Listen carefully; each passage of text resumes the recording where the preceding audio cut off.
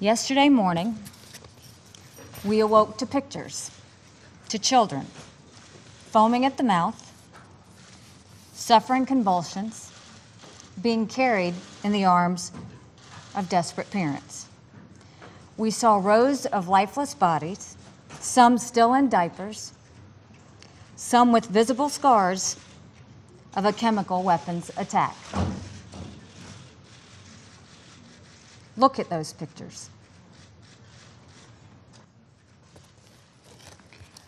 We cannot close our eyes to those pictures. We cannot close our minds of the responsibility to act. We don't yet know everything about yesterday's attack, but there are many things we do know. We know that yesterday's attack bears all the hallmarks of the Assad regime's use of chemical weapons. We all also know this. Just a few weeks ago, this council attempted to hold Assad accountable for suffocating his own people to death with toxic chemicals. Russia stood in the way of this accountability. They made an unconscionable choice. They chose to close their eyes to the barbarity. They defied the conscience of the world. Russia cannot escape responsibility for this. In fact, if Russia had been fulfilling its responsibility, there would not even be any chemical weapons left for the Syrian regime to use. Я должен привлечь ваше внимание к заявлению Генерального секретаря ООН. Он призвал тщательно разобраться в том, что действительно произошло в Хан-Шейхуне. Мы такую позицию полностью поддерживаем. Причем расследование должно быть полноценным и объективным.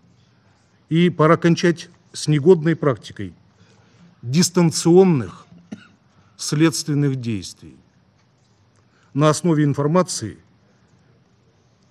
которую черпают некоторые, в том числе миссия по установлению фактов, из интернета и из опросов соседних с Сирией стран, которые заведомо, эти данные заведомо не поддаются доказательствам.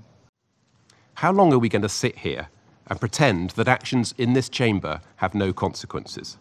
That vetoes have no bearing on the lives of innocent men, women and children? Russia has said that the opposition is responsible, that a regime airstrike struck an opposition depot for munitions. But we have seen nothing to suggest that any non-state actors in Syria have the sort of chemical weapons that would be consistent with the symptoms that we saw yesterday. Russia will say simply that we don't have enough information about the attack. And yet we have every indication that this was a sustained attack using aircraft over a number of hours.